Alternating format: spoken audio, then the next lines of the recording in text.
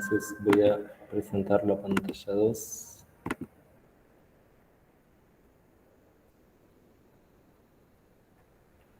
Ahí está. ¿Cómo vienen con la definición del proyecto? Sobre todo quienes no estuvieron en la clase de consulta del lunes.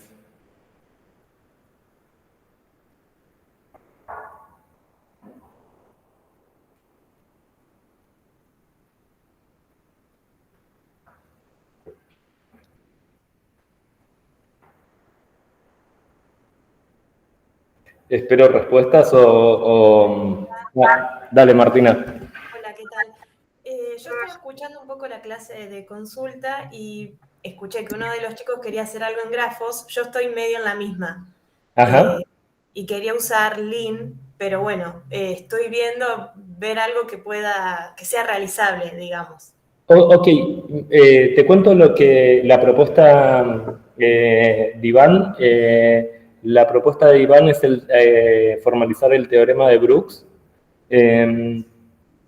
Y una cosa que recomendé para quienes lo quieran hacer en Lean es que entren al Zulip de Lean, se presenten, cuenten que están haciendo este curso y cuál es su propuesta.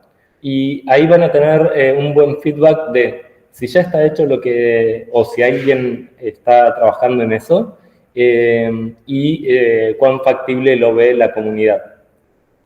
Por ahí podés comentar que vos sos estudiante de doctorado, lo cual por ahí te da más herramientas.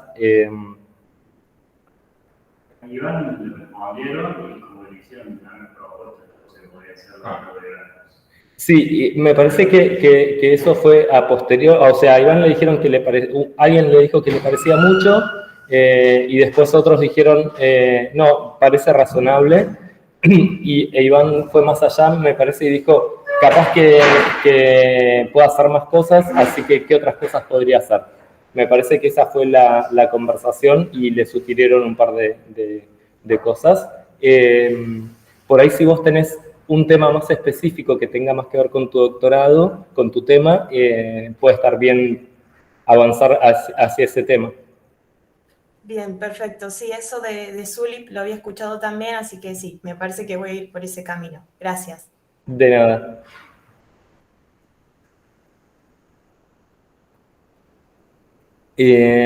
Bueno, de Lucía, Antonio y Daniel, tampoco tuve y Ángel, ahora que se suma, tampoco sé en qué están pensando y por ahí si tienen dudas, estaría bueno que empecemos o si no tienen ninguna idea y quieren que las pensemos juntas, avisen pronto. Porque el 14 es dentro de una semana. ¿Sí? Entonces, dale, perfecto. Espero mails y si hace falta coordinamos un horario para hacer un meet. Bueno, ok, Antonio dice que seguro lo hacen Isabel Hall, buenísimo. Antonio está trabajando con vos. Sí, ok. O sea, le estoy preguntando a Pedro porque tal vez vos tenés pensado que trabajé en Isabel ZF. Ah, ok, no. Dice que recién se entera, así que vamos por Isabel Hall y tratemos de definir por ahí. Estuve pensando bastante qué dar esta clase, si seguir un poco con Isabel Hall o cambiarnos a tipos dependientes, y elegí pasarnos a tipos dependientes pensando que sea una clase. Ok, Daniel dice que va a ser en redes de Petri, lo mismo, la misma sugerencia, Daniel. Comentá eso en Zulip, en el Zulip de Lean, y fíjate qué te cuentan. Probablemente no haya mucho hecho de eso, pero capaz que sí. Les decía que la clase de hoy quiero que sea una clase que sirva de introducción que no les distraiga mucho de pensar y de avanzar con el blueprint, así que no espero que instalen Agda, que va a ser el sistema que mostraré hoy, sino empezar a ver qué es esto de tipos dependientes. Así que empezamos, no, tengo que cambiar de pantalla. Ahí está. Y en el sistema de tipos simples, además de los tipos que habíamos visto, podemos tener el tipo de listas y los constructores de listas pueden ser, digamos, ahí tengo nil, que lo declaro como que nil tiene tipo lista de alfa para cualquier tipo alfa, y si AS es una lista y A es un elemento de tipo alfa, entonces const de A a S es una lista. Es básicamente lo que vimos en Isabel Hall el otro día. Y, por ejemplo, una cosa que queremos es que si tenemos una lista de alfas, de elementos de tipo alfa, entonces head de AS sea el primer elemento de la lista. ¿Y les parece razonable eso?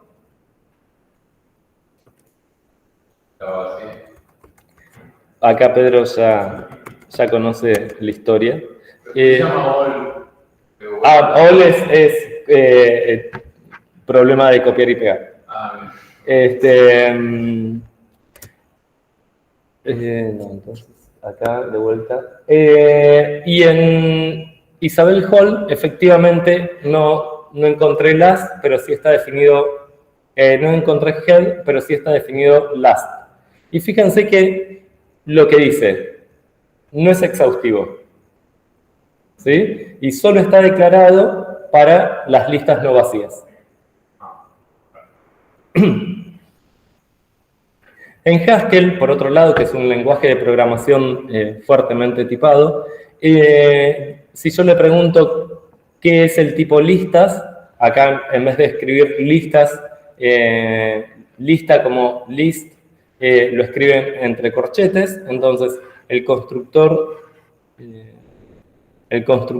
de tipo se llama corchetes, y dice, un constructor es un constructor de... La forma de construir valores de tipo lista es o bien con la lista vacía, o bien agregando un elemento a algo que ya es una lista, ¿sí? Acá A es el alfa que teníamos antes.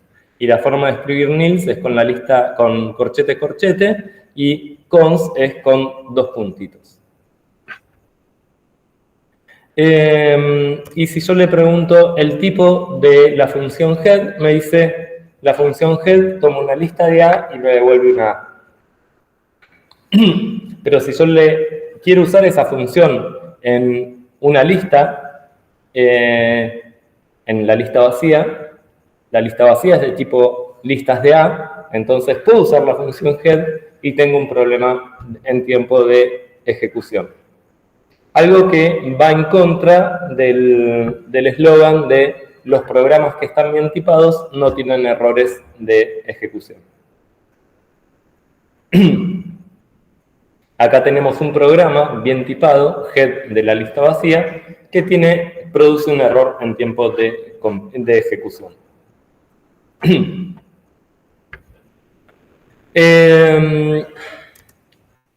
Y de hecho, una cosa que podemos preguntarle es, ¿cuál es el tipo del constructor de tipos de listas? ¿Sí? Ahí con dos puntitos K le estoy preguntando lo que se llama el kind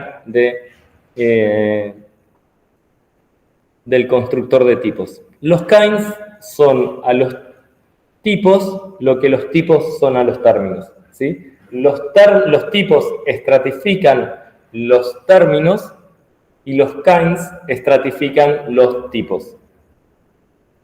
Pero entonces tenemos tres niveles. Tenemos el nivel de los términos, más abajo. Lo más abajo, por encima tenemos los tipos, y ningún término es un tipo, ni ningún tipo es un término, y por encima de los tipos tenemos los kinds, ¿sí? Tres universos muy distintos. Ahora, si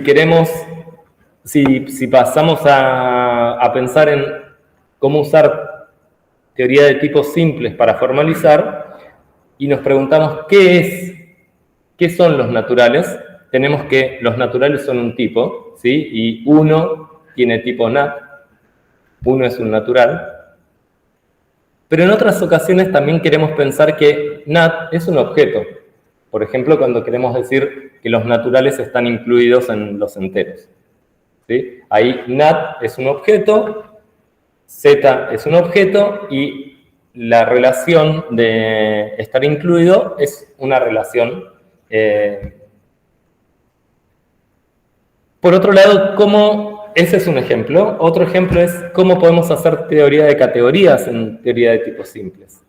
¿Sí? Entonces podríamos decir, bueno, postulo la existencia de un tipo O que representa los objetos de una categoría. Pero ahora, ¿cómo defino la noción de morfismos entre A y B, que son objetos? ¿Sí? Si yo digo O es el tipo de los objetos y tengo que A es un objeto y que B es un objeto, lo puedo pensar como variables, ¿cómo puedo referirme al conjunto de morfismos entre A y B? ¿Sí? Para quienes no conocen de la definición de una categoría, básicamente dice, una categoría tiene dos datos, o dos datos. Por un lado, un conjunto o una clase de objetos, y por otro lado, para cada par de objetos A y B, un conjunto o una clase de morfismos entre ellos. ¿Sí? Y entonces ahí vemos que para cada par de elementos de un tipo necesitamos tener tipos distintos, porque no queremos confundir los morfismos entre A y B y los morfismos entre B y C si A, B y C son distintos. O si alguno de esos dos son distintos.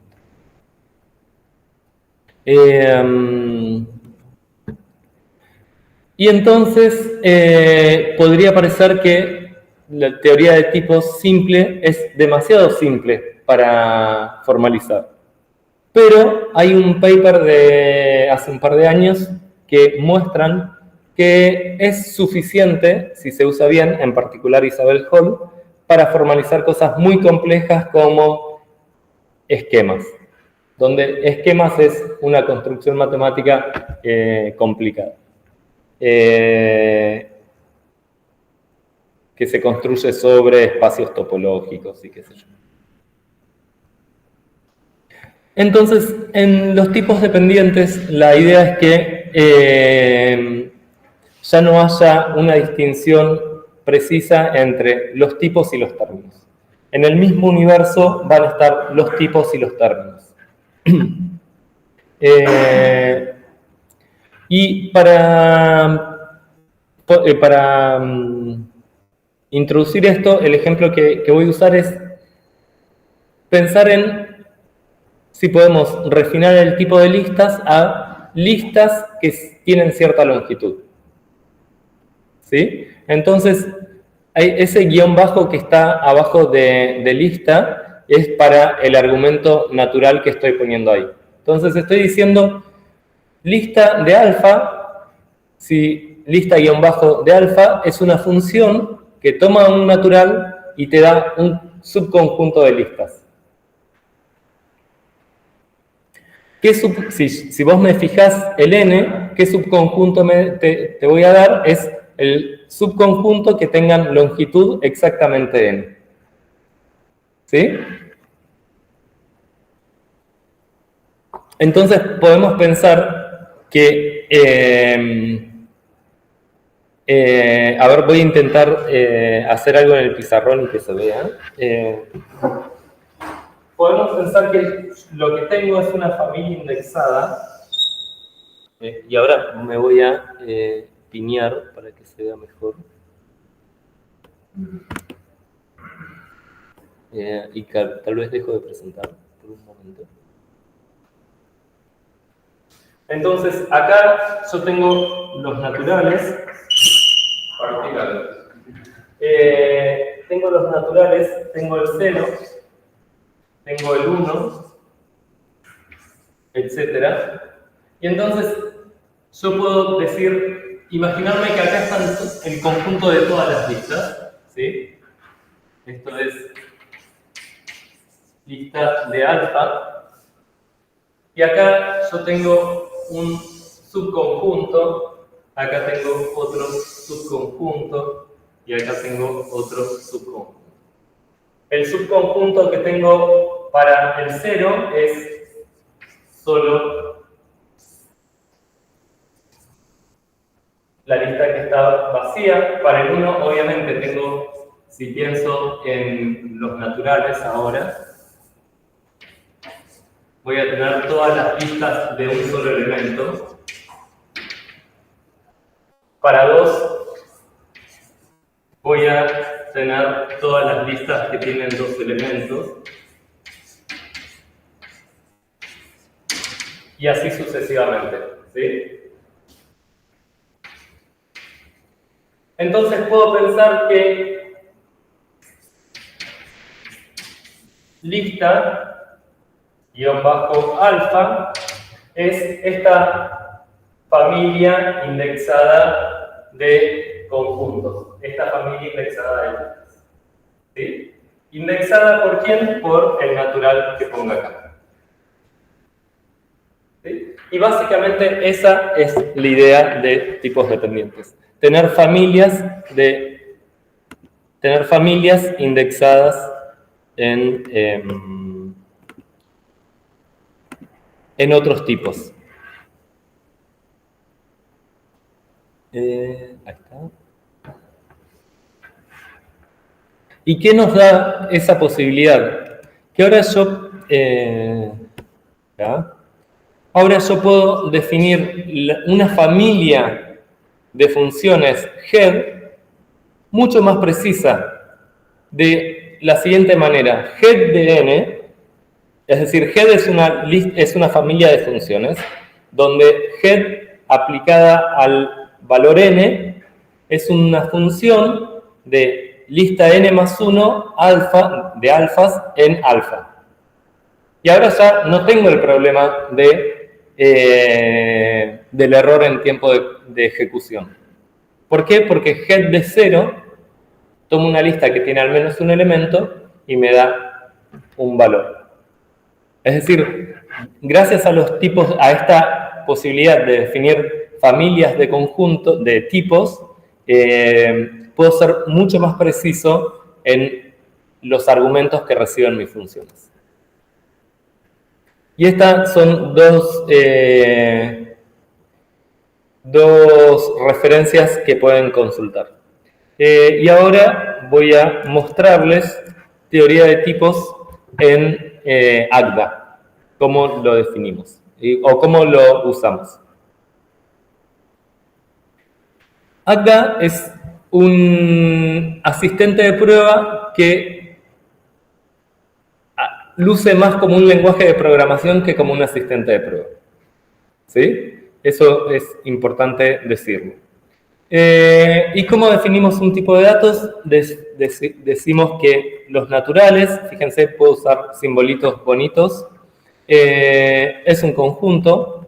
Acá, set es la tradición que se usa en Suecia para referirnos a los tipos, es set.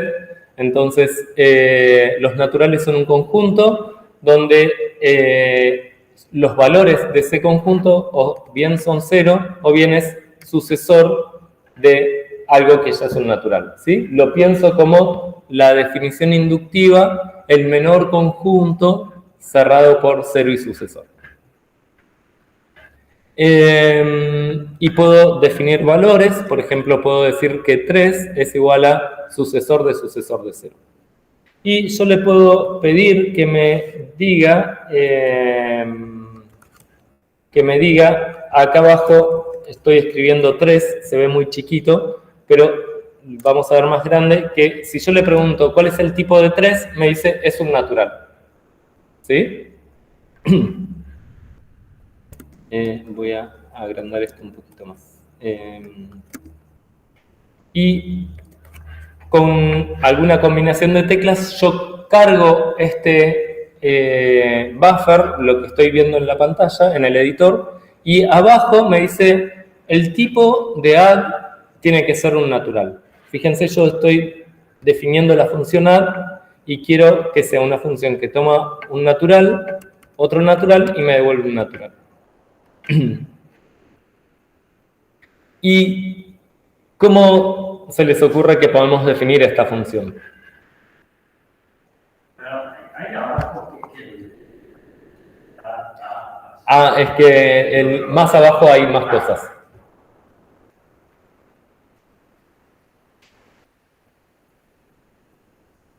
Acá, cuando yo lo cargo, voy a mostrarles cómo luce esto. Yo pongo un signo de pregunta. Quiero decirle, quiero definir una función add, pero no tengo idea cómo hacerlo. Entonces le pongo un signo de pregunta.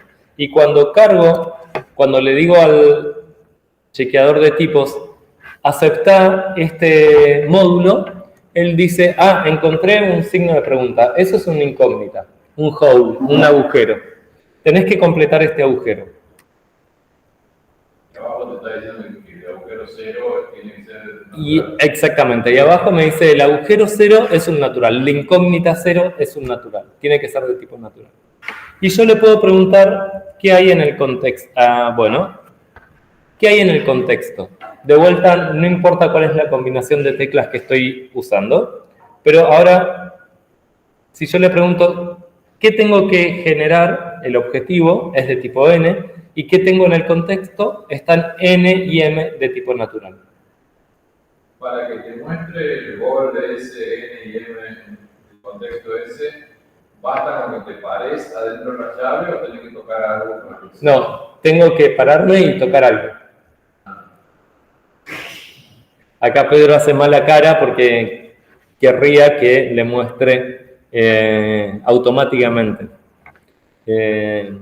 hábitos que se van adquiriendo al usar otros asistentes.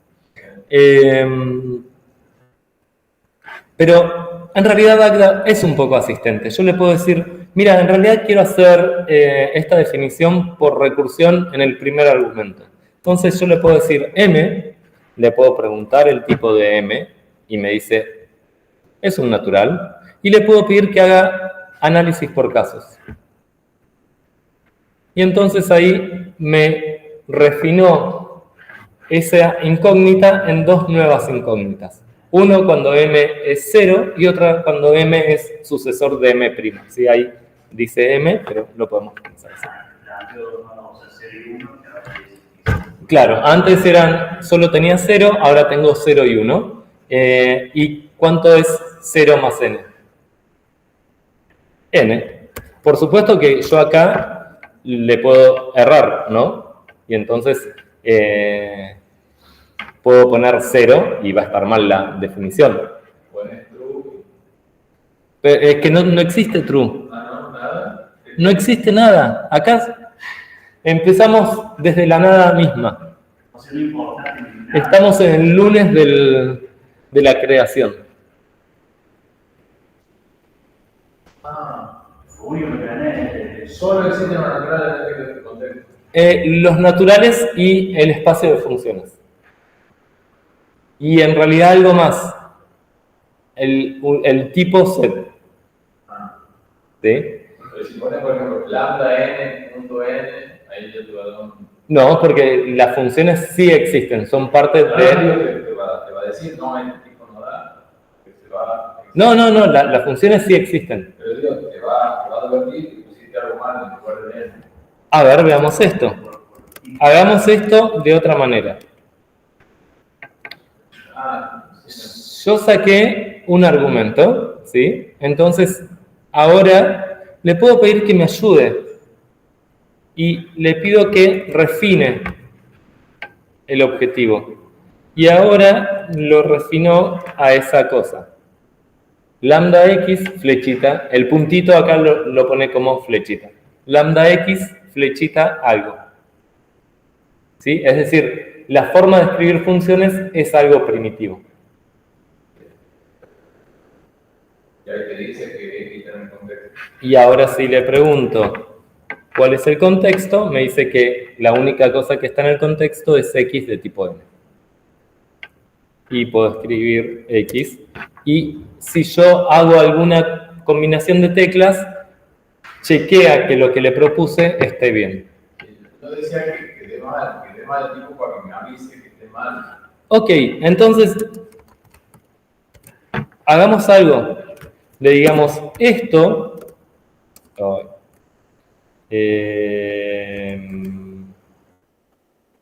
No. Control. Ahí directamente, o sea, Para. borrar el lambda y todo eso, pone en cero, pone que ande cero, crudo, se hace. Para, voy a hacer otra cosa. Ahora voy a escribir otra función. Le voy a decir acá.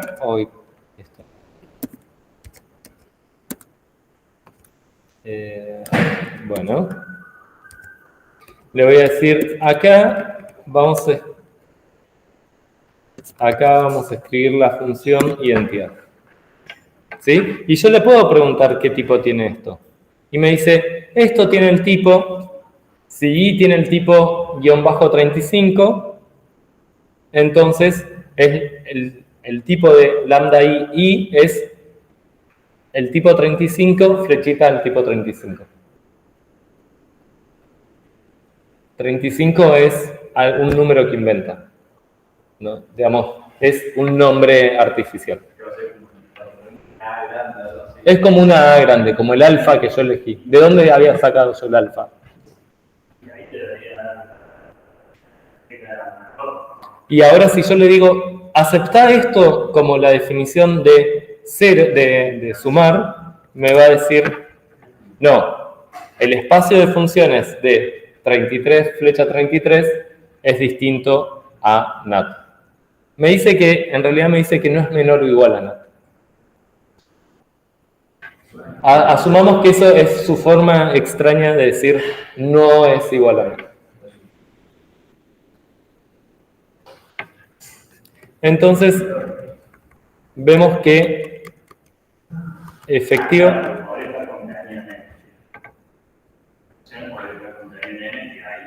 Sí, pero ese subtipado es mucho menos que lo que quisiéramos que sea. No le creamos mucho. Entonces volvamos. Nuestro trabajo era definir algo razonable para esto. Entonces, sumar 0 es la función identidad. Lo podemos leer así. Ahora, sumar sucesor de m a n. Bueno, ¿cuál es la definición razonable? Sucesor, y ahora le puedo decir, refina eso, y me dice, bueno, lo que tengo que poner ahí es un natural, ¿sí? Fíjense que ahora me quedó 5, y capaz que yo,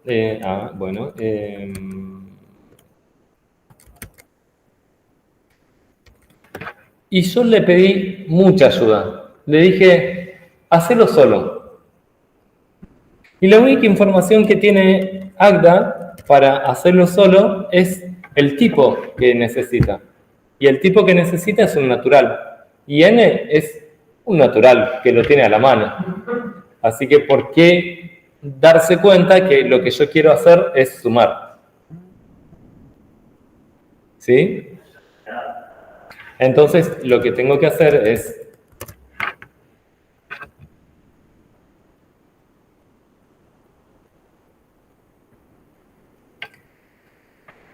Pensemos una definición alternativa de A.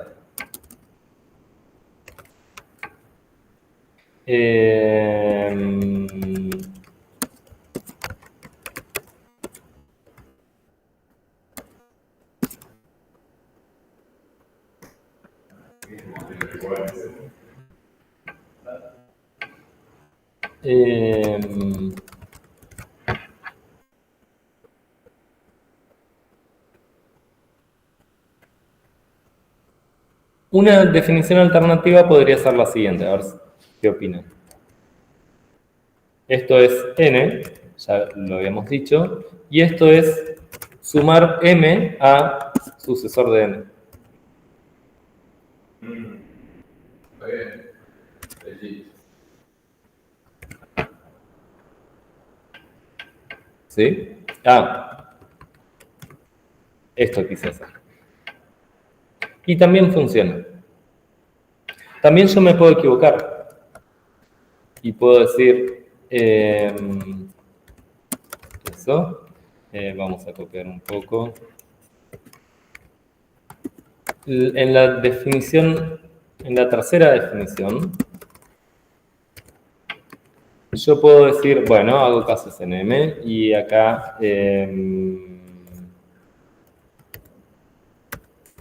acá doy n y acá,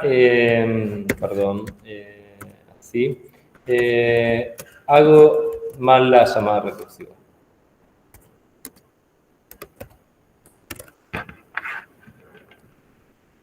¿Sí?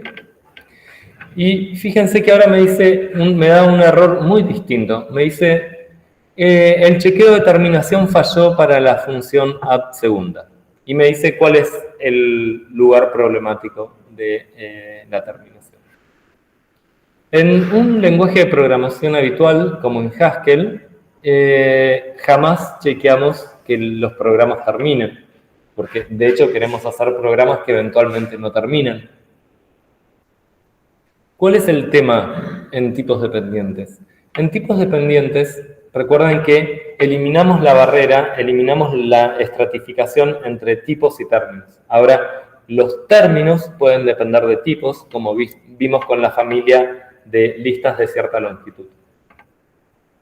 Pero entonces, para chequear que un programa está bien tipado, yo eventualmente tengo que evaluar términos. Y para poder saber que el chequeo de tipos es decidible, necesito saber que todas las funciones que defino terminan. ¿Sí? Entonces, eso nos restringe un montón los programas que podemos escribir. Todos los programas que tenemos que escribir tienen que terminar, con lo cual perdemos la expresividad de poder escribir cualquier programa.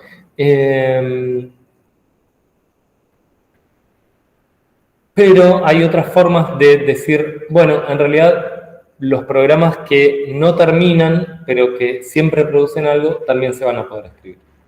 Pero probablemente eso no lleguemos a ver. Entonces esto lo vamos a dejar comentado. Y una vez que tenemos definido una función, podemos usarla. Entonces podemos decir, bueno, definir 6 es igual a sumar 3 con 3. Y le podemos pedir que evalúe ese término. Entonces acá abajo me dice, decime qué término querés que evalúe. Y yo le dije 6, y ahí están los 6 sucesores aplicados a 0. Y ahí en la expresión, la expresión abajo, también podrías llamar la función. Sí, también podría decir, evalúa la expresión add de sucesor de 0 de 3. Y efectivamente es 4.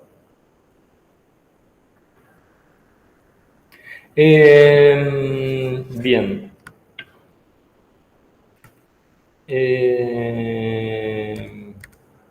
Ahora veamos cómo definimos listas en Agda.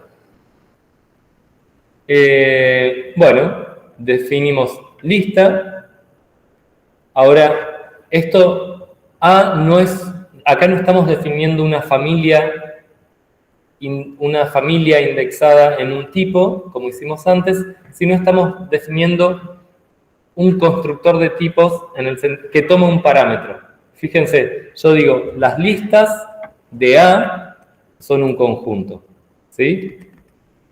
Estoy diciendo que A es un conjunto fijo y las listas son homogéneas. Es decir, tengo la lista vacía, que es una lista de A, y si tengo un elemento de A y una lista de A, los puedo concatenar, puedo hacer cons y generar una lista de A. Y ahora voy a mostrar un ejemplo de una función no dependiente, pero en realidad es un poco dependiente. Yo acá le estoy diciendo repetir es una función polimórfica en cualquier tipo. ¿Sí? Y estoy diciendo el tipo inferilo a partir del argumento. Básicamente lo que quiero decir es repetir n del elemento A es crear una lista con n copias de A. Entonces, ¿cómo hacemos esto? ¿Por qué? Cada día después que tenemos 4 tipos. Puedo repetir. ¿Cómo? Ok. Acá Gonzalo pregunta, ¿por qué arriba tenemos el tipo? Es decir, repetir, tiene que tomar repetir como lo que devuelvo es una lista de algos, ¿sí? Yo no puedo decir lista, tengo que decir lista de este tipo, necesito saber de qué tipo. Y entonces le digo, bueno, el tipo es un argumento implícito que se llama. ¿Sí? Y cuando yo digo que es implícito, lo escribo entre llaves y lo que eso me permite es no escribirlo cuando hago la definición. ¿Sí?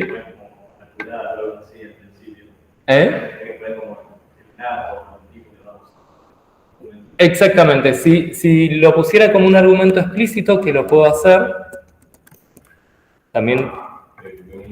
Sí. Lo puedo hacer así.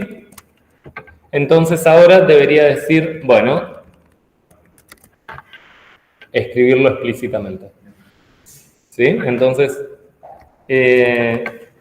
vamos a poner esto como repetir prima, así, con tipado o con argumento implícito.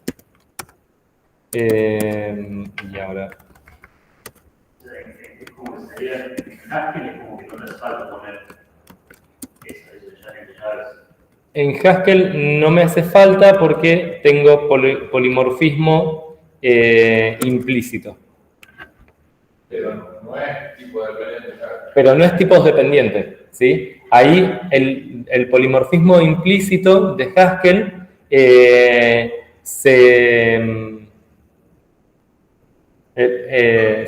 no hay tipos dependientes. Acá A es un término de tipo. ¿Sí?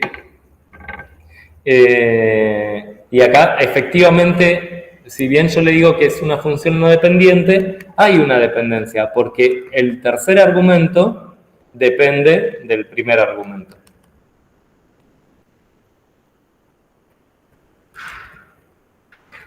Para hacer algo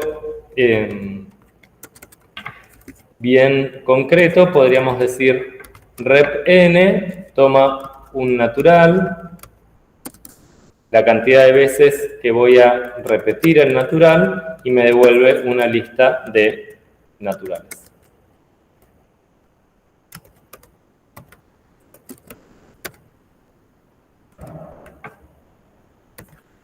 Y ahora hagamos este caso primero, que este es el caso no dependiente. Entonces le digo, bueno, lo voy a hacer por recursión en el n. Si quiero repetir 0 veces, ¿qué lista voy a producir? La lista vacía. Si quiero repetir al menos una vez, ¿qué voy a usar? Bueno, entonces yo puedo decirle A pegado a algo. Y ahora le puedo decir rep NA. Y me aceptó esa definición. ¿Sí? Y entonces puedo pedir... No le calienta que lo de arriba está incompleto. Mientras no lo use, no le calienta. Entonces puedo pedirle, bueno, mostrarme cómo es la lista, repetir. Y acá no tengo los naturales. Es decir, si quiero escribir un natural, tengo que escribir el natural. Por suerte había definido 6, así que puedo definir 6 de 0. y ahí tengo 6 ceros seguidos. ¿Sí? La lista de 6 ceros. Después, ¿se puede dar un ejemplo? Porque me gusta pensar de definición natural que se puede hacer un tipo dependiente y no encaje. El polimorfismo implícito no alcanza. ¿No? O sea, pensé rápido así como que no se me ocurre.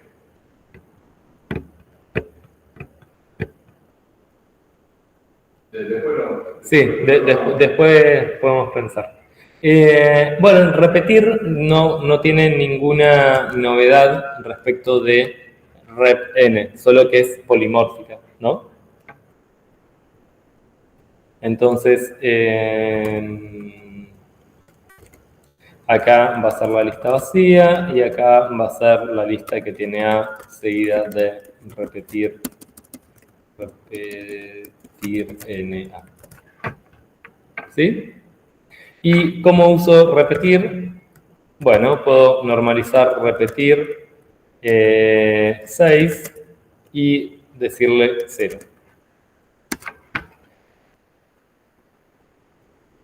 Y hizo lo mismo, solo que ahora infirió, ese es el término técnico, el argumento implícito. Se dio cuenta que como el segundo argumento para repetir era algo de tipo, que tiene tipo A en general, y yo lo instancié con 0, bueno, entonces se dio cuenta que A, que está implícito, tiene que ser 0. Repetir 3, lista vacía. Acá Pedro sugiere otra cosa, que normalicemos repetir 3 de la lista vacía. Y ahí tengo 3 listas vacías. ¿Qué tipo lista de lista, no? ¿Qué tipo tiene ese? Bueno, le preguntemos, ¿qué tipo tiene repetir 3 de la lista vacía? ¿Sí? Abajo, no sé si se llega a leer, dice, me pidió una expresión, yo le escribí repetir 3 lista vacía, y me dice, tiene lista de lista de algo.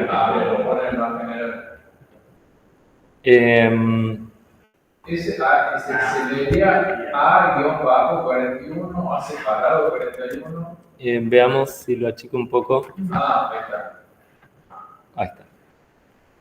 Es como que todavía lista vacía de cosas. Es lista vacía de cualquier cosa, exactamente. Vamos cambiando. Repetir 3 de. La función identidad. Entonces, vos querés definir la función identidad. No, con lambda. Ah, ok, perfecto. Acá me dicen, bueno, repitamos 3 veces la identidad. Muy bien, entonces normalicemos. No hay forma de dejarlo o sea, de ponerlo ahí en el texto y chequearlo en el texto. Sí, puedo hacer una definición, rep 3 ID, y pongo repetir 3 la función, perdón, gracias, la función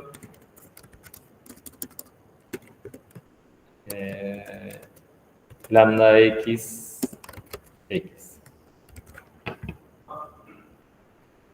Y en realidad no se quejó de nada. Lo que me está diciendo es, no sé quién es el tipo de x.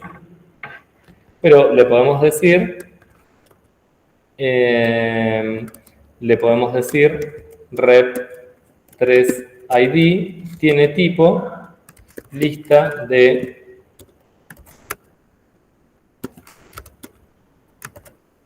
y ahora cuando yo le explicito, cuando hago una definición y le explicito el tipo, entonces va a verificar que la definición efectivamente puede tener ese tipo. Y no se quejó para nada. Pero ¿cómo podías evaluar? Yo puedo normalizar eso. Aunque no le haya dicho qué tipo era. No sé qué cambio recién. Veamos, comentamos el tipo y ahora evaluemos. Lo hace. Sí, Te está divirtiendo, mira. me está advirtiendo que no puede inferir eso. Pero compila eso. ¿Compila? Sí, sí. Vamos a ver. Pero está mal visto. No sé si vos querés. Está mal visto. Sí. También pasa lo mismo, ¿no? O sea, que infiere, pero está mal, no lo ponga aquí. A ver, acá Pedro pregunta si está mal no poner el tipo. En realidad el tipo sirve, sobre todo cuando usamos el lenguaje como asistente de prueba, sirve para enunciar lo que estamos probando. Ya vamos a ver eso, pero el tipo sirve para enunciar lo que estamos probando. Entonces, la forma de de convencernos de que está bien lo que estamos escribiendo es escribir el tipo, el enunciado del teorema, y luego el término va a ser la prueba del teorema, algo que tenemos que ver todavía. Pero entonces, si no escribimos el tipo, tal vez infiere otro tipo, que no es el que nosotros pensamos, y por lo tanto estamos probando otra cosa. Y muchas veces necesita que ayudemos para que pueda inferir el tipo. Bien, ahora veamos cuál es el problema con estas listas. Y esta es la función que queremos definir. ¿Sí? Yo quiero tomar el primer elemento de una lista.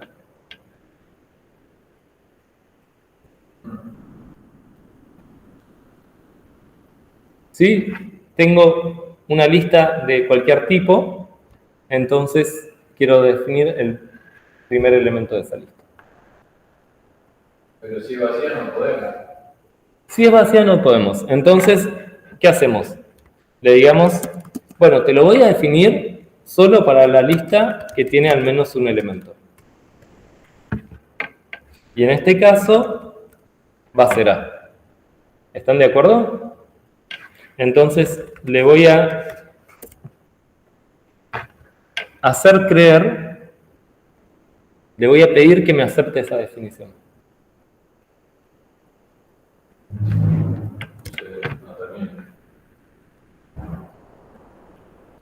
Me dice que no está definido. Ahora, vemos que no solo nuestros programas tienen que terminar, sino que el análisis por caso, o el pattern matching que hagamos para definir las funciones, tiene que ser completo. Total. Tiene que ser total la función. Exactamente. Sí, a ver, pero ¿esto es un caso particular de no terminación o no? No, es otra cosa. Pero es un caso particular, o sea, pensemos que semánticamente tenemos parcialidad. Y la parcialidad puede venir definida porque no definimos explícitamente un caso o porque para un caso el programa no termina. Uno es como bueno, puede ser un conjunto. A ver. Esto es deadlock y el otro es livelock. Lo que pasa el livelock, ¿cómo sabes que es livelock? Sí, porque termina que si podés seguir haciendo. No sabés qué podés seguir haciendo. Podés seguir unfoldeando definiciones recursivas, en todo caso, pero... Haciendo. Podés reducir, es un livelock. Está bien, pero la pregunta es si eso es observable. Entonces, por ahí, livelocks podría ser que te genero siempre un constructor. De un tipo infinito, te genero siempre un constructor.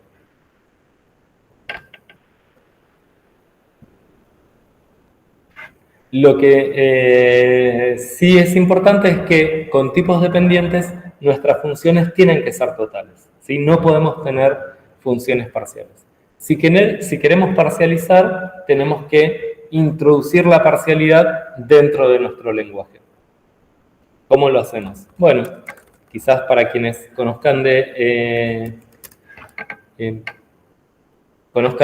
programación funcional, ya conocen, hay un tipo que se llama maybe en la tradición de Haskell y option en la tradición de ML, que dice, si vos me das un conjunto, un tipo, yo te doy otro tipo, el tipo maybe, que tiene dos constructores. Nothing, que es un maybe de A para cualquier A, y justo, que si vos me das una, te devuelvo un maybe A. ¿Sí? Entonces, ¿Sum se usa con option? sum se usa con option.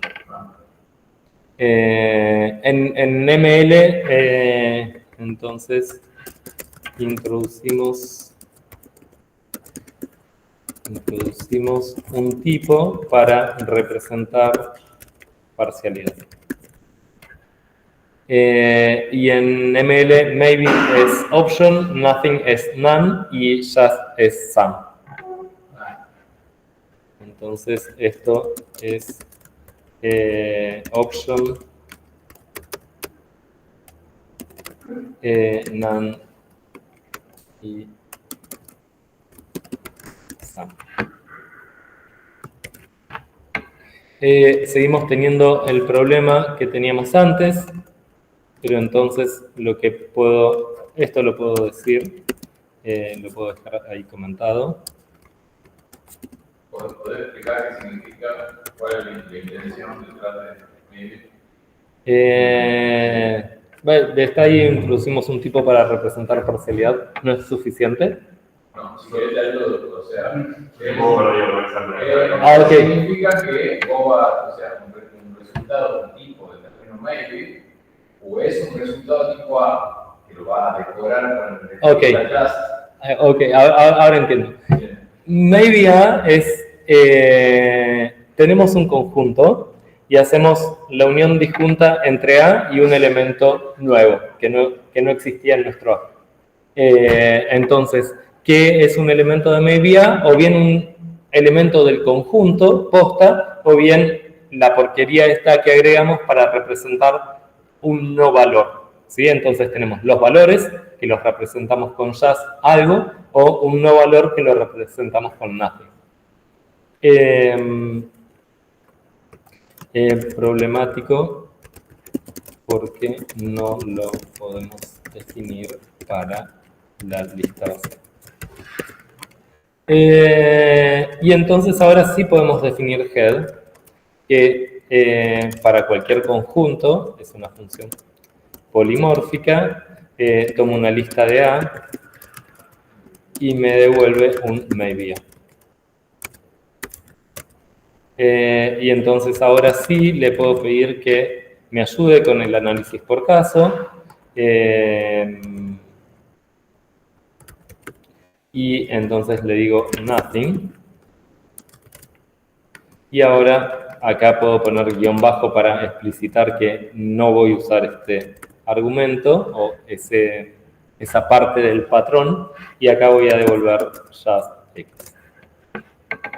Y ahora está muy conforme con la definición que esto me parece que sigue siendo de rep 3id porque todavía no está definido. ¿No le podemos decir que la lista sea no vacía? O sea, casi todo del dominio, como que no estaba menos vacío. Acá Pedro tiene una buena idea. Dice, no podés decir que, a ver, safe, no, es una buena idea para irnos al corte y que piensen ustedes. Pedro dice, bueno, pero tenés tipos dependientes, ¿no? Entonces, vos podés decir, llamale al argumento lista de A, ponele un nombre a ese argumento. Digamos que es la lista de XS. Y pedí que XS no sea vacía. No es vacía XS. y entonces ahora devolví una. Obviamente ese no es vacía, no tipa, digamos, rompe todo. Si yo intento escribir esto, va a quejarse por todos lados, porque los strings no son tipos y qué sé yo. La pregunta es, ¿podremos hacer esto que quiere hacer Pedro? ¿Es una buena idea?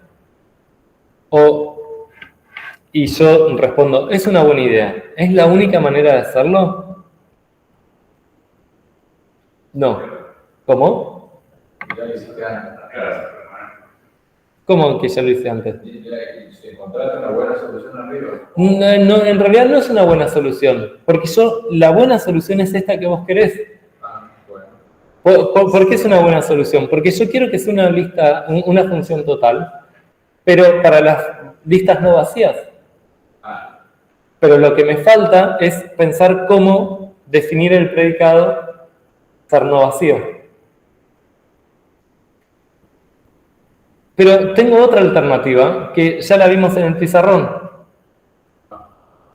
Yo puedo definir las listas no vacías de una manera donde no uso un predicado sobre listas, donde estratifico un poco más finamente las listas informando cuál es su longitud. Pero al retomar después de la pausa, vamos a hacer primero la propuesta de Pedro. Y por ejemplo, he dicho que las listas de largo N, por ejemplo. Si pedimos que sea las listas de largo mayor o igual a N, luego el estilo que te llama las listas de largo mayor a cero. No, las listas de largo mayor a cero.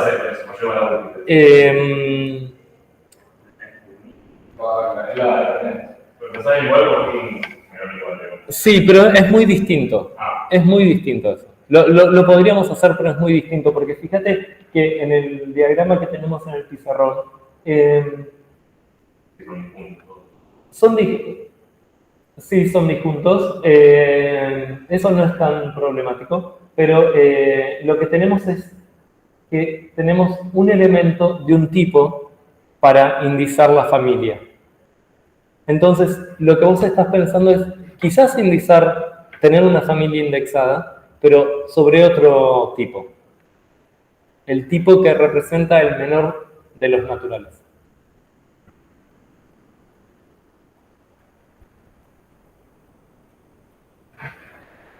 Del otro lado hay preguntas.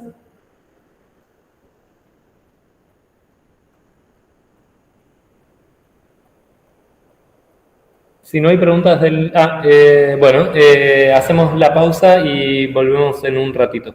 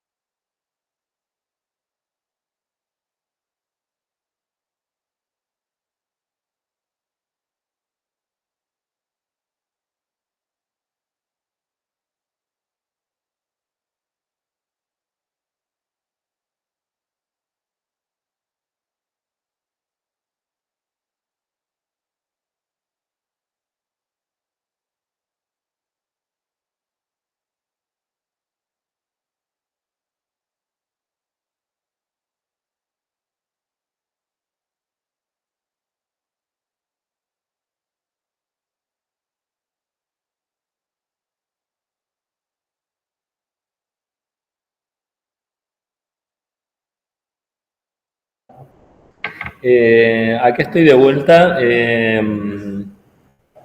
Podemos esperar los 4 minutos que faltan. Así descansa un poquito la voz.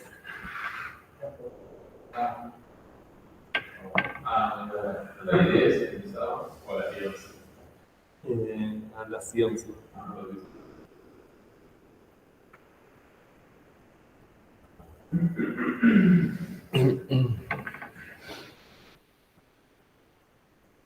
Bueno, ya me aburrí. Pero me da cosa que alguien esté preparando el mate y llegue y diga, pero no eran 10 minutos. Sí, puedo poner a grabar. No estaba grabando.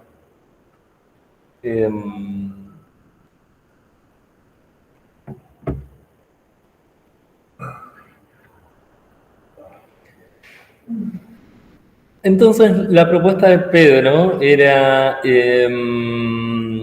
voy a empezar repasando dónde estamos. Definimos un tipo, que eran las listas, que son las listas del sistema de tipos simples, en el sentido de que no tenemos ninguna información de su longitud.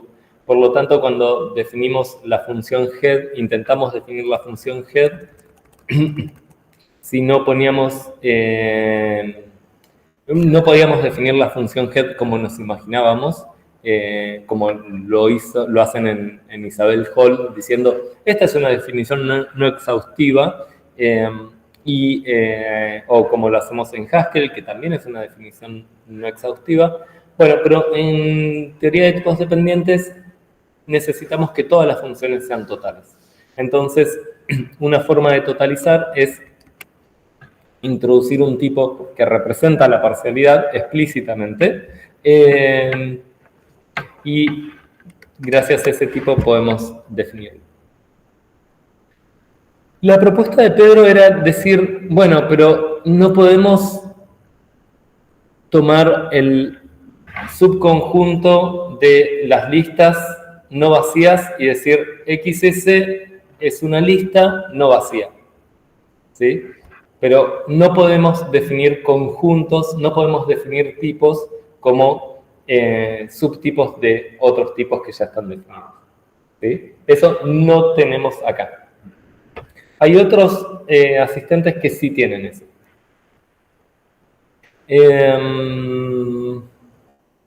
Entonces la propuesta de Pedro era, bueno, toma un argumento más que te indique, o bueno, esa fue mi interpretación, toma un argumento más que te indique que XS no es vacía. La pregunta es, ¿cómo podemos definir ese predicado? ¿Cómo? Con el largo de la lista, a ver cómo sería con el largo. No vacía.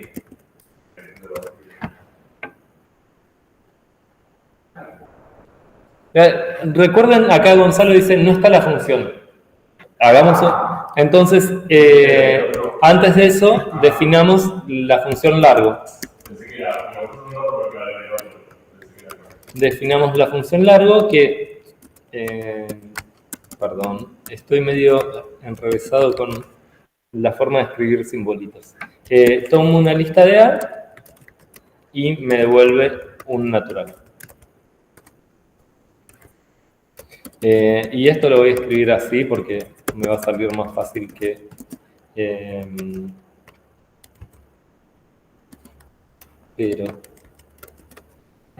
y esto tampoco necesito este argumento, va a ser sub... este sí, perdón. Sub de el largo de X. Bueno, y se quejó, pero se quejó por lo que se quejaba antes, que no tiene sentido esto que habíamos escrito entre comillas. Entonces, ahora sí tenemos largo. Ahora veamos si podemos escribir no vacío. ¿Qué tipo tiene no vacío? Pero no tenemos booleanos.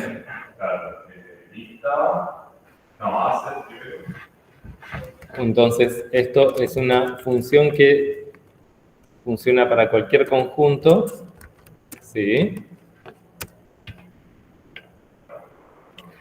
Tomo una lista de A. ¿Y qué? Y ahora, verdad, no ocurrió. No tenemos booleanos, pero hay más que eso. Yo lo que puedo escribir como los argumentos que toma una función son tipos. Y un booleano no es un tipo. Es decir, acá podría poner tipo bool. Pero, ¿qué relación hay entre ese booleano y la lista que tenía antes?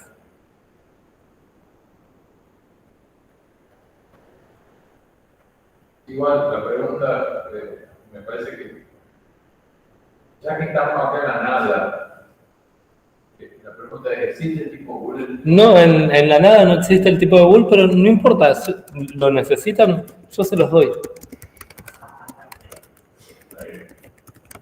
Acá tienen el tipo bool.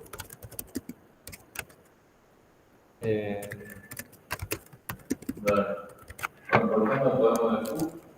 Bueno, esto estaba incompleto y por eso se quejó, ¿no? Ahora sí. ¿Cómo se puede terminar eso? Este se puede... ok. No, porque no tenés igual, nada. ¿te da igual? No tengo igual, de hecho, ¿qué es el igual? No, estamos igualitos. Estamos fritos, pero tal vez no estamos tan fritos. ¿Cómo definíamos? Se puede definir como no vacío, eso vacío true, no vacío de todo. Sí, claramente. Ok, pero ahora volvamos a la clase pasada, o a dos clases atrás. ¿Cómo habíamos definido el predicado PAL para listas en Isabel Hall? Inductivamente, acá podemos hacer lo mismo. Solo que inductivamente lo escribimos con data. Data, no vacío. Y ahora yo quiero que esto funcione para cualquier conjunto, que lo voy a poner explícitamente, en realidad, perdón, no vacía, va a ser porque es una lista. Y esto va a ser una familia indexada en listas. Y ahora vamos a ver la diferencia que hay entre constructores de tipos que tienen parámetros como maybe y como lista y familias de tipos indexadas en un tipo.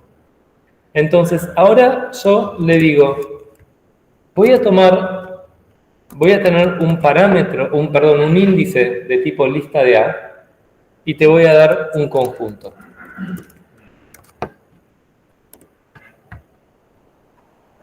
¿Sí? Y entonces le puedo decir cons, ¿sí? Cons es el nombre de la prueba de que una lista no es vacía. Y esto me va a decir que ¿qué lista no es vacía? Es decir, no vacía, fíjense que tomo un argumento que es una lista, y me tiene que dar un conjunto. ¿No te debería dar una lista? No, no me da una lista. Me dice cuándo una lista no es vacía. ¿Sí? Y ahora el único tema es quién es X y quién es XS. ¿Sí? Entonces ahora tengo que decir esto vale para cualquier X de tipo A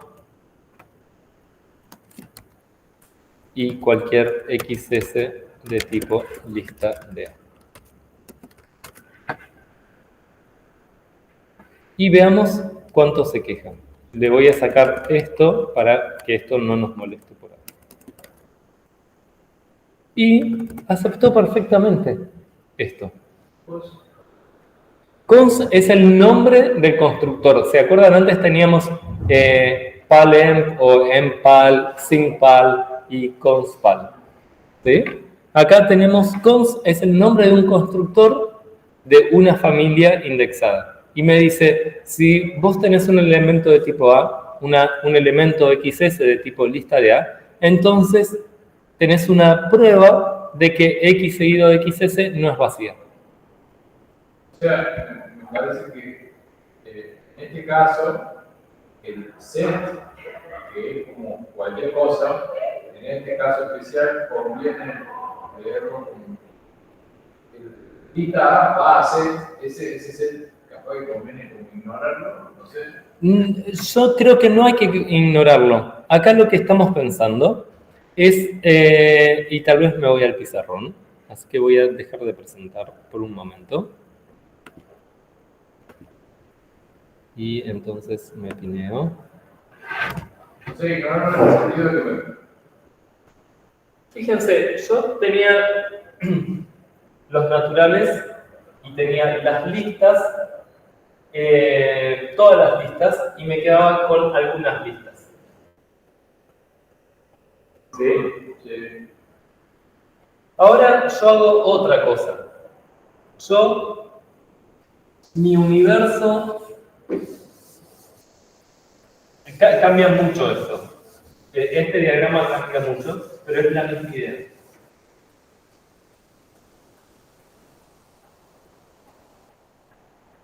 Ahora, el índice son listas de tipo A. ¿Sí? Entonces acá tengo la lista vacía, acá tengo la lista que tiene solo uno, acá tengo la lista que solo tiene dos. Bueno, hoy cambio esto por lista de naturales para hacerlo más explícito. Y obviamente que acá tengo muchas listas en alguna enumeración, no importa, es un ejemplo. Y acá lo que tengo es, lo voy a dejar así abierto, el universo de todos los tipos. Entonces, para la lista vacía, ¿qué conjunto devuelvo? El conjunto vacío. Para la lista que solo tiene uno, ¿qué conjunto devuelvo? Cons, el conjunto que tiene cons, y entre paréntesis, como argumento implícito tiene el 1, y como segundo argumento implícito tiene la lista vacía. Para la lista que tiene solo el 2, ¿qué conjunto devuelvo? El conjunto que solo tiene cons de 2 y la lista vacía. Y si yo tuviera acá la lista que tiene 1, 2, ¿qué conjunto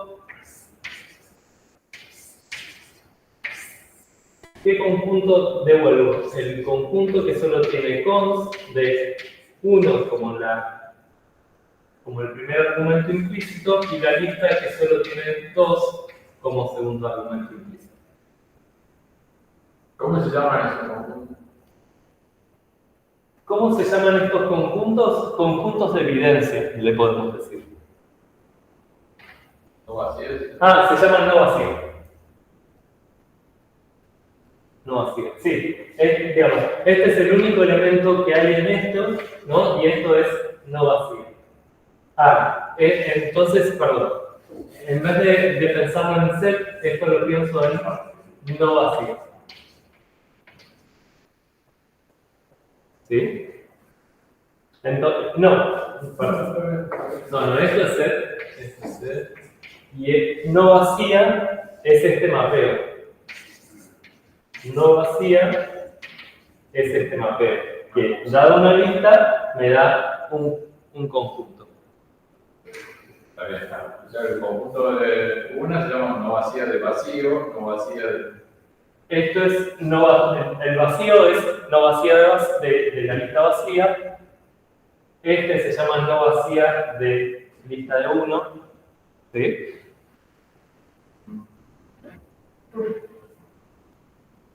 Entonces ahora vuelvo a presentar.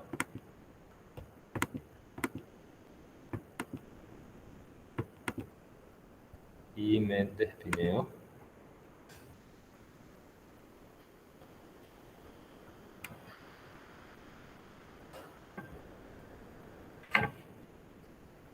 Y veamos si esto nos sirve.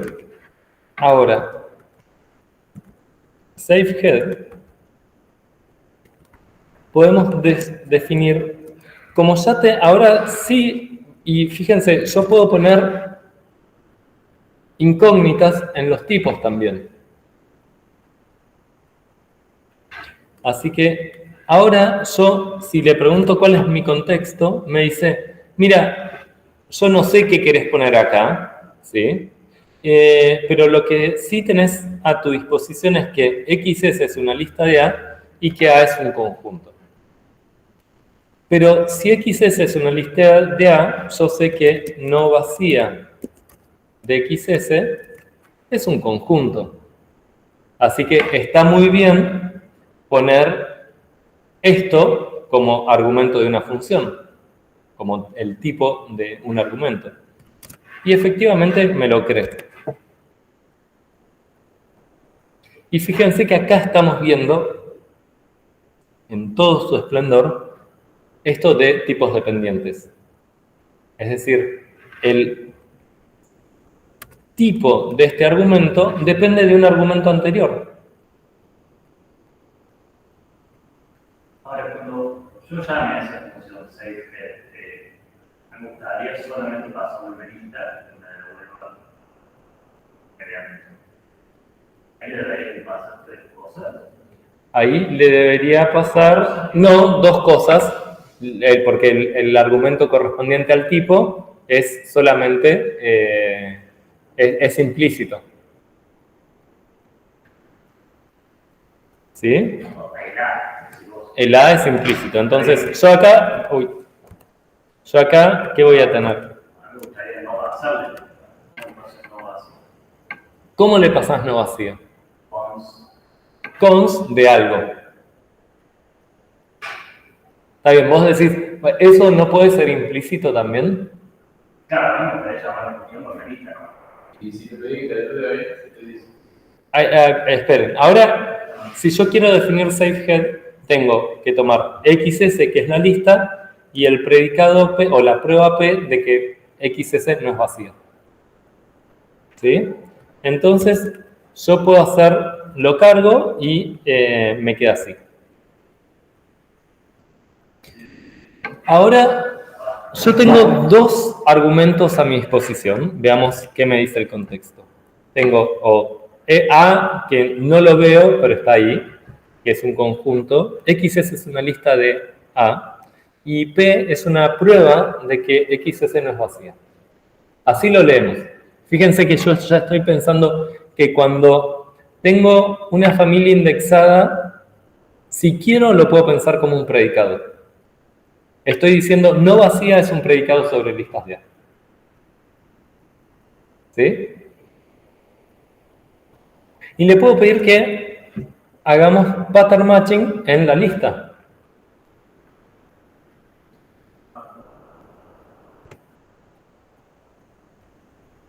Y les aseguro que yo hice, considera todos los casos.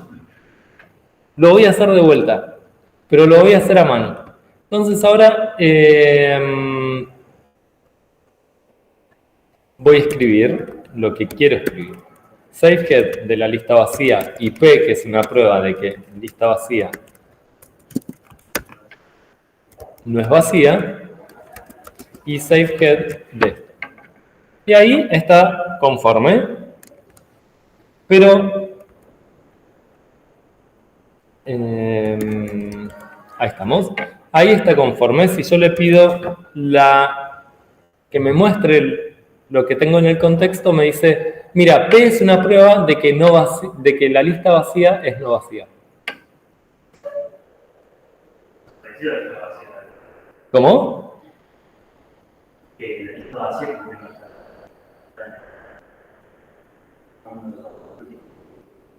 ¿No es uno de los posibles valores?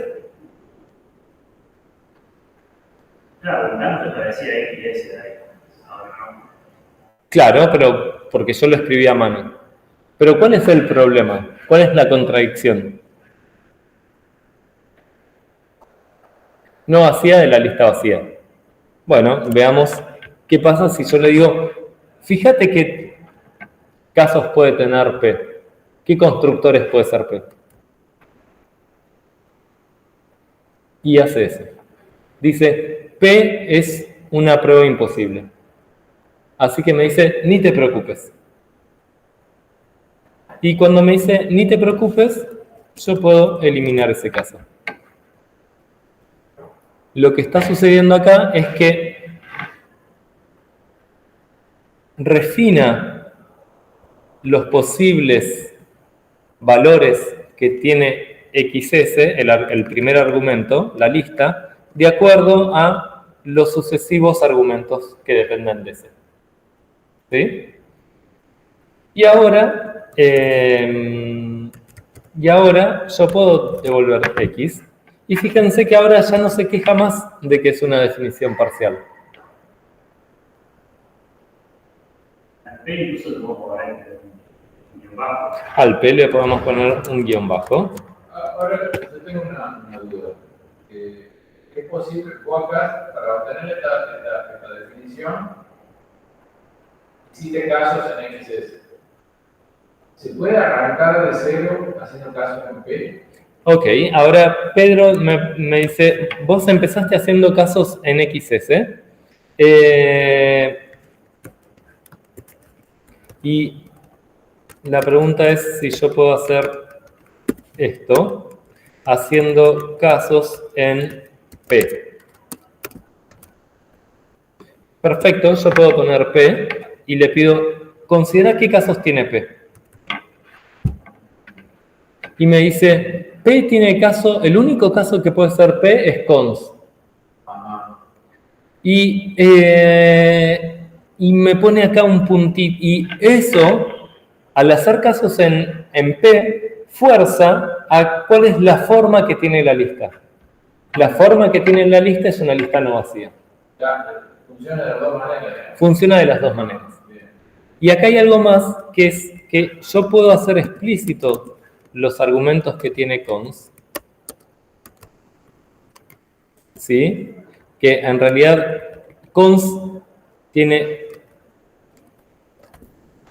un elemento, digamos, tiene el tipo de las listas, el primer elemento y la cola. Cuando pones uno de los explicitas uno de los explícitos, yo tengo que poner todos. No hace falta, pero si quiero empezar por el segundo, tengo que decirle cómo se llama.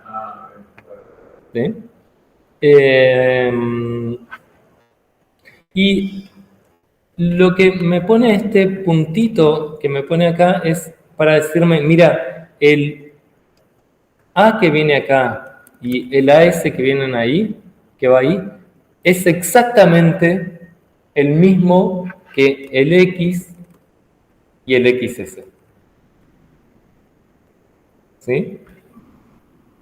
Es decir, esto funciona así. Eso funciona. Si yo le cambio el nombre, probablemente me avise. Bueno, ahí no me dijo nada. Pero si yo no le pongo el puntito y le digo lo que sabemos, maldita sea, quería que se queje y no se quejó. Pero el puntito significa, me doy cuenta, cuando pongo puntito, significa, estoy forzando que los X que aparecen son todos los mismos. ¿Sí? En general, en los lenguajes de programación, cuando hacemos una función, no podemos tener nombres de variables repetidos, porque eso es indecidible. Bueno, y ahora, obviamente, ¿qué podemos hacer? La definición que queremos. ¿Sí? Entonces, efectivamente, era una muy buena idea la de Pedro, solo que teníamos que pensar cómo definir el predicado. ¿Y cómo lo definimos? Dando la evidencia de cuando una lista no es vacía. ¿Sí? ¿Cuál es la evidencia que tenemos? Cons es la evidencia de que una lista que tiene al menos un elemento es no vacía. De la misma manera que antes decíamos, Sync-Pal es la evidencia de que una lista con un solo elemento es un palíndromo.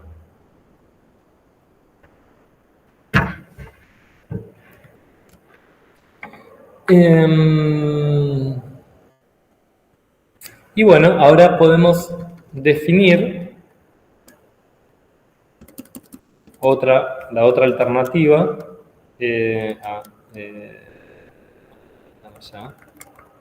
La otra alternativa es esto. Yo defino las listas, la familia de tipos de listas indexadas en su largo. ¿Sí? Y entonces, ahora en vez de llamarle listas, le llamamos vectores. Y digo que nil es una lista de longitud 0 y que agregar un elemento con 4 puntitos y b toma un vector. Están intercambiados los tipos, perdón. Toma un elemento del tipo A, un vector de largo n y me da un vector de largo n más 1. ¿Sí? Y fíjense que ahora ya no me conviene leer tanto esto como un predicado sobre los naturales. Sería raro pensarlo como un predicado sobre los naturales.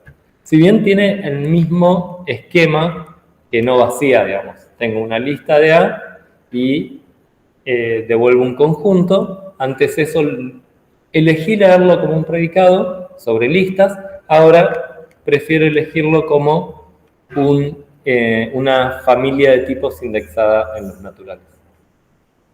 Y cuando hago una lectura o la otra, de acuerdo a lo que tenga en la cabeza, un poco. Pero el punto es que ya no hay una diferencia entre predicados y tipos. Los predicados son tipos. Las proposiciones son tipos. Las pruebas son términos. Y eso es lo que se conoce como la correspondencia de Curry-Howard o el principio de las proposiciones como tipos. Ahora, la función repetir, que repetía n veces un elemento, fíjense que puede ser más informativa.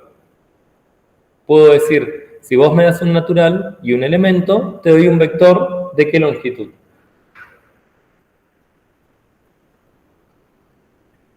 N. Pero entonces, para poder escribir el n que le paso como primer argumento, tengo que poder ponerle un nombre al argumento que voy a recibir. ¿Sí? Entonces estoy diciendo, si vos me das el natural n, yo te devuelvo un vector de longitud n. Ahí cuando empiezas abajo la definición, se da cuenta de que, o sea, si pones m ahí te va a dar el error. No, acá el n y este n y ese m no tienen nada que ver, son nombres independientes entre sí. Solo que me dice el objetivo 1 es vector de longitud m. Está bien,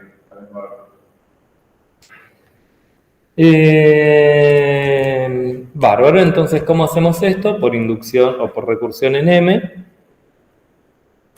Le pido que haga casos. Y ahora, fíjense, antes, ¿cuál es la única opción que tengo acá? Si nos fijamos, el tipo del incógnita 1 es vector de longitud 0. ¿Cuál es la única lista de longitud 0? ¿Te das cuenta solo? Se da cuenta solo. Si yo le pido que lo haga solo, se da cuenta solo.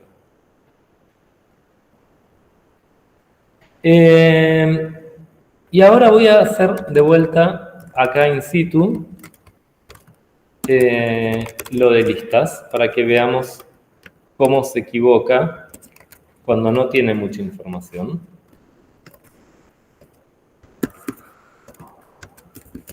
Entonces, perdón, me falta el A.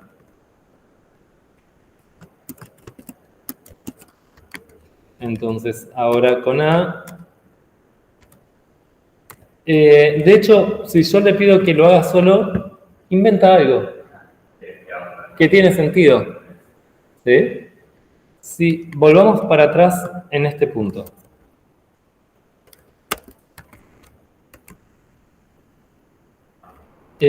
Si ahora yo le pido que lo haga solo, me dice, no encontré ninguna solución.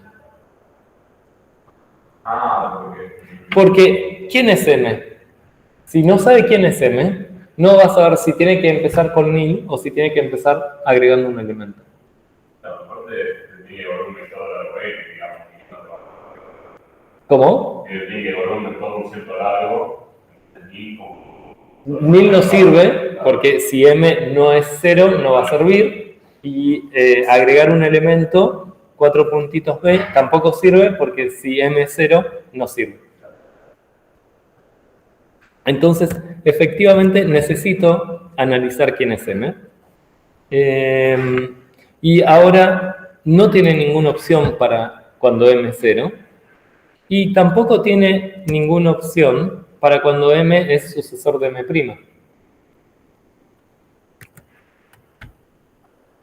¿Solo se da cuenta de eso? Eso lo hizo solo. Espera. Obviamente que yo podría tener... No, o sea, digo, Conjeturó eso. Podría, si tenía otra Yo le puedo pedir, en vez de que resuelva automáticamente, que refine un poco. Y como tiene que construir un vector de longitud sucesor de algo, se da cuenta que el constructor que tiene que usar es el cons de vectores. ¿Sí? Y ahora veamos por qué hizo lo que hizo. En el 3 tiene que construir algo de tipo A. ¿Y qué es lo único que tiene de tipo A en el contexto? A. Así que no hay mucha opción. Eso se lo di yo explícitamente.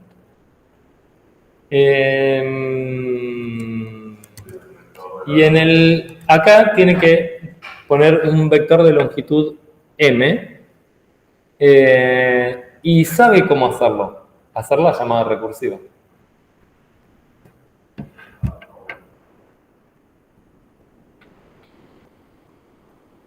Si vos le ponías, o sea, no sé en qué orden lo hace, pero capaz que si le ponías un argumento bobo del tipo...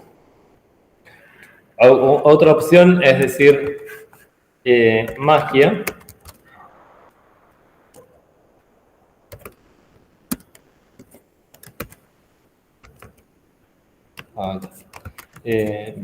Bueno, tengo que decir...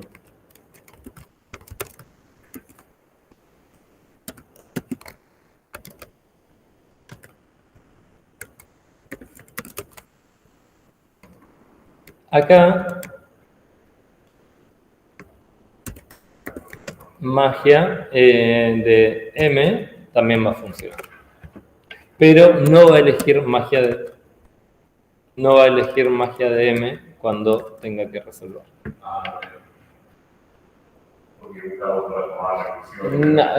Hay alguna heurística ahí para hacerlo y no necesariamente es razonable.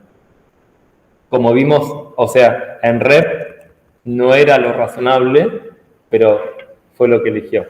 Si hubiese puesto repetir B, M acerca, como había empezado, capaz que adivino magia. ¿Cómo?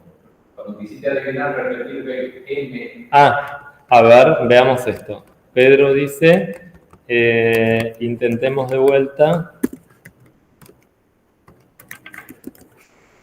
No estoy seguro que lo haga. No lo hace. Creo que tampoco funciona. Sí, yo le puedo decir adivinar con magia. Está bueno que no patine tanto. Sí.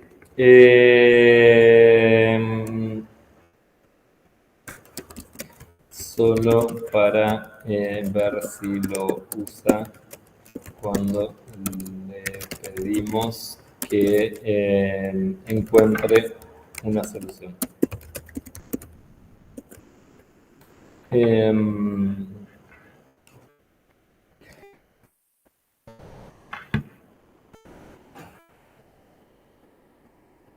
¿Sienten que ya conocen lo que son los tipos dependientes?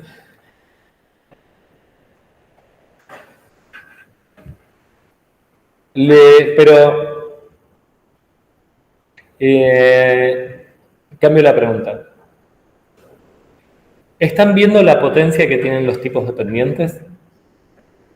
¿Sí? Y también tienen su limitación, ¿no? Obviamente. ¿Cuál es la limitación? Todas las funciones tienen que ser totales. No podemos tener funciones que eventualmente se cuelgan, o que se cuelgan en algunos argumentos, o que no estén definidas en algunos argumentos.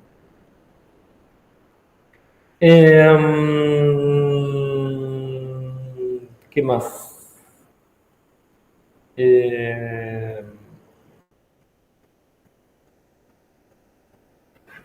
¿Qué más tenía? Creo que lo que sigue no es muy interesante, pero vamos al fondo.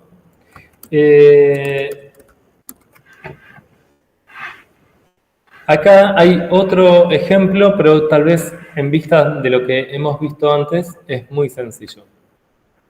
Yo puedo definir la composición de funciones, ¿sí? Asumiendo que A, B y C son conjuntos, que G es una función de B en C y que F es una función de A en B, entonces definir una función de A en C. ¿Y cómo lo hago? Bueno, puedo pedirle ayuda y eso me dice, toma un argumento X y entonces ahora sí me dice construir un C y lo que tengo en el contexto es que X es de tipo A, F es de tipo A en B y G es de tipo B en C, entonces puedo hacer G de F de X y listo. ¿Lo hace solo? Eso también lo va a hacer solo, sí. Si le borro esto y le pido que lo haga solo, lo hace solo. Esto es básicamente hacer una búsqueda en... ¿Cómo? Que coincidan, sí. Hacer una búsqueda construyendo, viendo qué opciones tenés.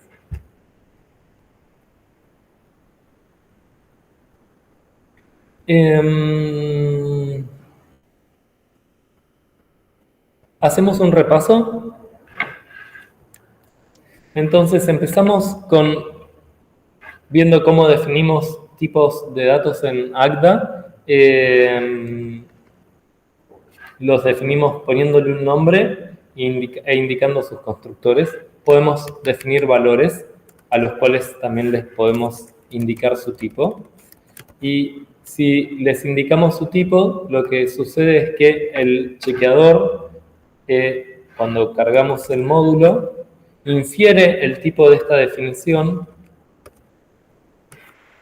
y verifica que el tipo de la definición es igual al tipo que declaramos. Si hubiésemos puesto que 3 era una función de NN, dice que el tipo inferido es N y no machea, no se corresponde con el tipo esperado, que es N flecha N. ¿Sí? Entonces, podemos hacer definiciones por recursión, que el chequeador de tipos verifica que sean exhaustivas y que terminen. Lo cual no es decidible en general. Entonces, vamos a tener un montón de veces casos en los cuales definimos una función que sabemos que termina, pero que Agda no se da cuenta que termina. Entonces, tal vez ahí tenemos que masajear la definición para hacer una definición que sí termine. Agda se tiene que dar cuenta que termina, con lo cual puede rechazar funciones que sabemos que terminan, pero que Agda no sepa que terminan.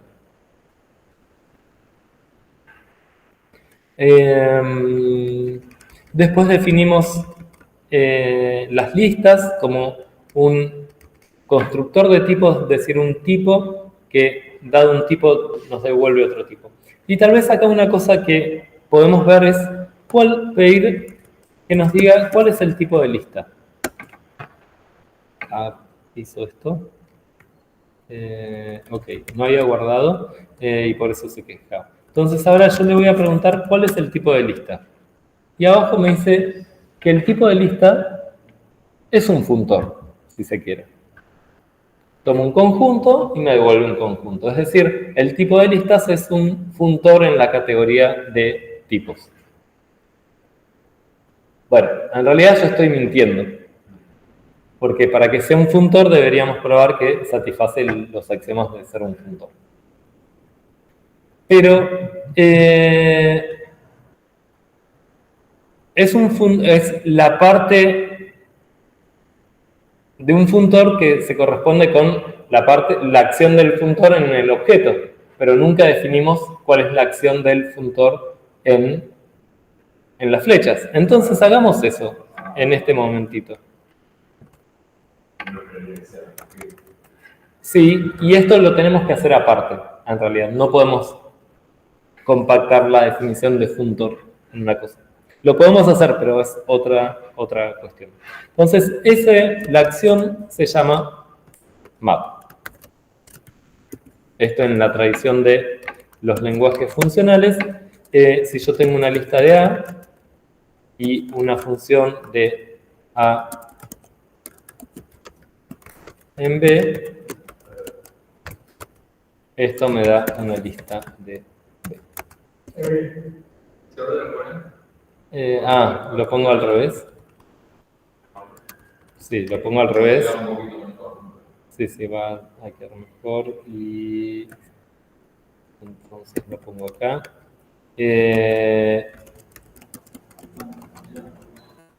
Y capaz que si yo le pido que... No. Si le pido que haga automáticamente, me da algo que claramente no va a satisfacer las leyes de funtores. Lo tengo que hacer por recursión y ahora...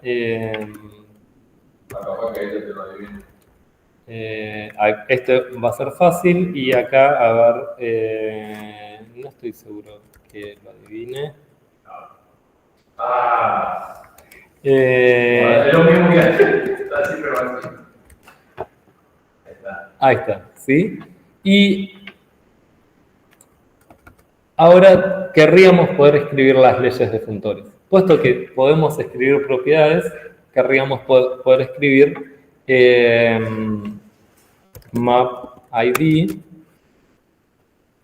¿Qué tipo tendría? Si yo tengo un conjunto, quiero que map de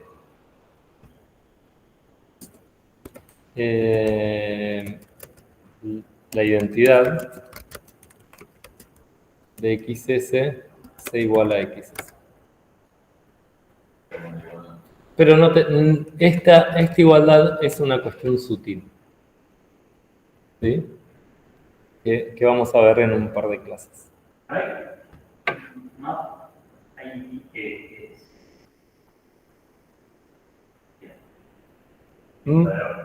¿Lista de A?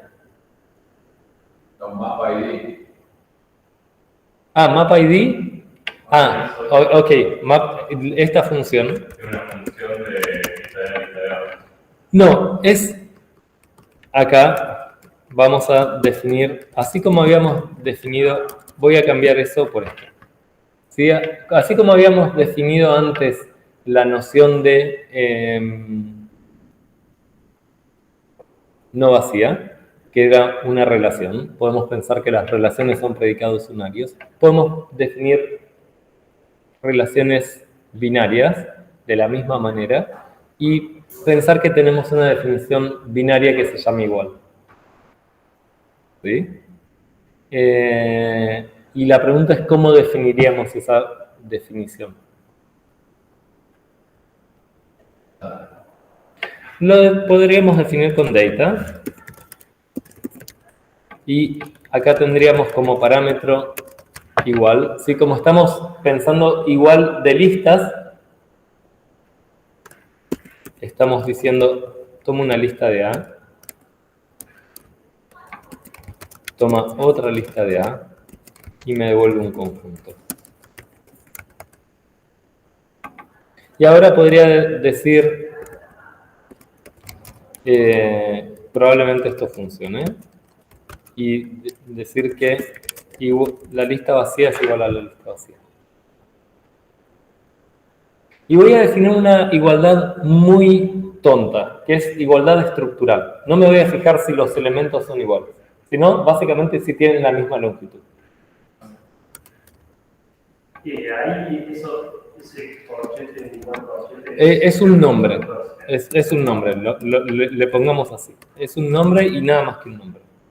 Entonces yo puedo decir si X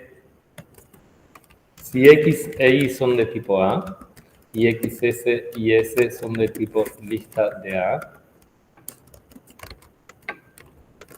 entonces si yo sé que las listas son iguales, también sé que las listas que tienen un elemento más son iguales.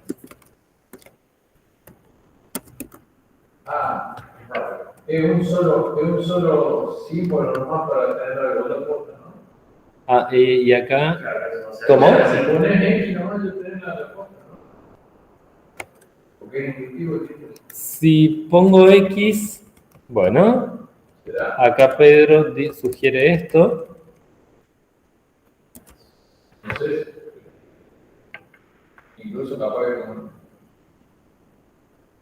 Eso funciona. Va a funcionar. Veamos qué pasa con esto. Igual map. Te falta una flecha, puede ser. Entre X y XS. Entre A y XS. X tipo A, flecha, XS. No, me dice que XS no está en el contexto. Lo que me falta es decir quién es XS. Esto debería ser para cualquier lista de tipo. O sea, ya arriba no se pone. La flecha entre. Acá lo puedo omitir. Acá puedo omitir esta flecha. Pero no puedo omitir esta. ¿Sí? Puedo declarar todos los argumentos implícitos sin ninguna flechita entre sí y después sí. Bueno.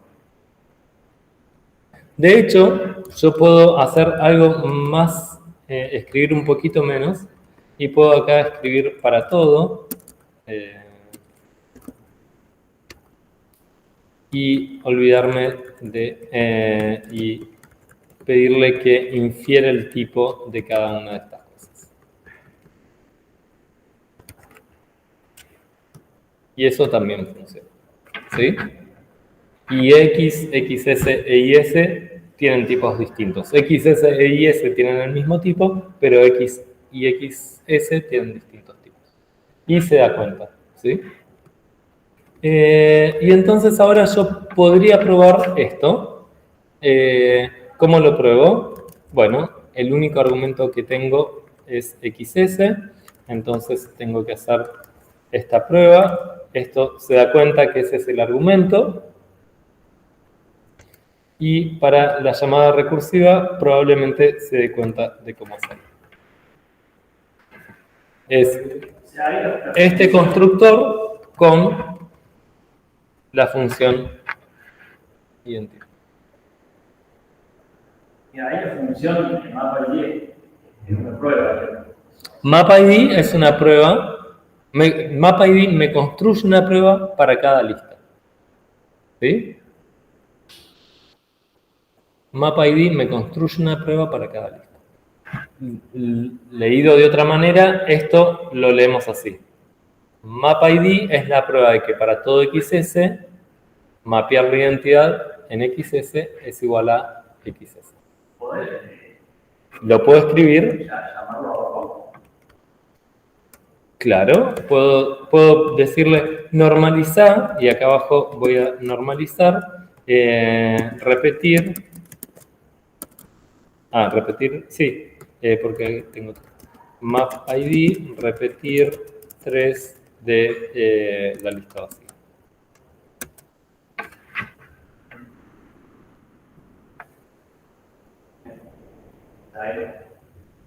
Donde hay modificar el elemento del igual.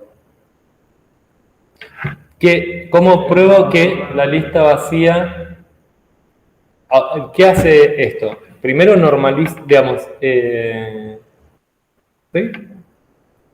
O sea, ¿cómo construye la prueba? Bueno, como repetir 3 es una lista que tiene 3 elementos, tiene que empezar con el primero. El primero es igual 4 puntitos, con la llamada recursiva, que hace igual 4 puntitos, con la llamada recursiva, que es igual 4 puntitos, y así sucesivamente.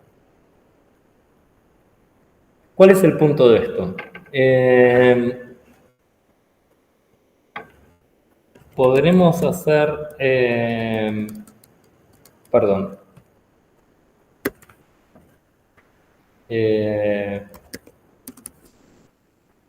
falso igual map sub de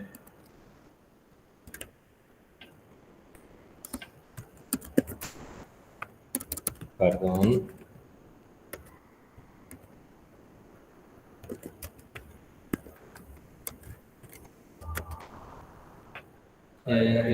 perdón, no, es que no puedo escribir las listas de esa manera.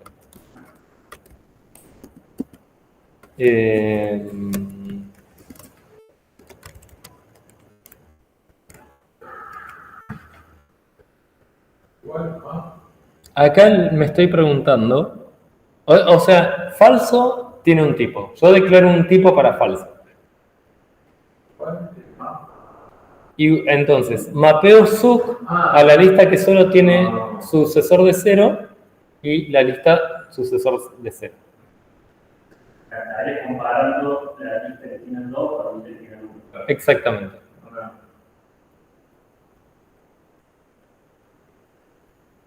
Y esto no puedo construir una prueba. Pero tampoco puedo decir que no puedo construir una prueba. ¿Sí? Simplemente no encuentro una prueba. Entonces la pregunta es, ¿cómo voy a enunciar que no hay una prueba de esto? ¿Cómo voy a enunciar que esto es falso? ¿Sí? Y para eso tenemos que ver un poquito más de cómo representar las proposiciones en teoría de tipos. Y ahí podemos resolver lo que te hace. Y me va a decir que no encuentra ninguna solución. A ver, ¿dónde estoy parado? Ahí. Me dice que no encuentro ninguna. Preguntas del otro lado. Recuerden que no tienen que esperar que yo les pida que me hagan preguntas, ¿no? Participen, interrumpan.